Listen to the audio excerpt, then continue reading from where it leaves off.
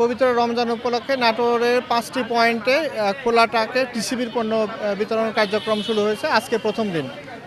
এই পণ্য বিতরণের আওতায় আছে 2 কেজি ডাল, 2 লিটার সয়াবিন তেল, ছোলা 2 কেজি এবং চিনি 1 কেজি।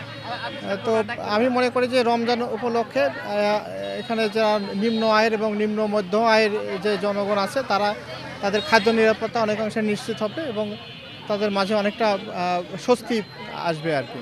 এখানে যদি ঠিক মতন দেওয়া হয় তাহলে সপ্তাহে নিম্নশ্রেণী 3 দিন দিতে হবে, তাহলে মানুষের যে কষ্টটা এটা দূর হয়ে যাবে ভাই।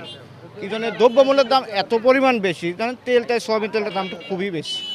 এখানে 2 লিটার তেল দিলে আপনার একটা পরিবারের 1 সপ্তাহ আরামে চলে যাবে।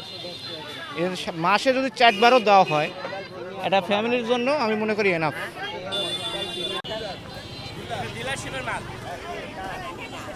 উনি নাই উনি বাইরে আছে, আমরা মাল দিচ্ছি, আমরা লেবার।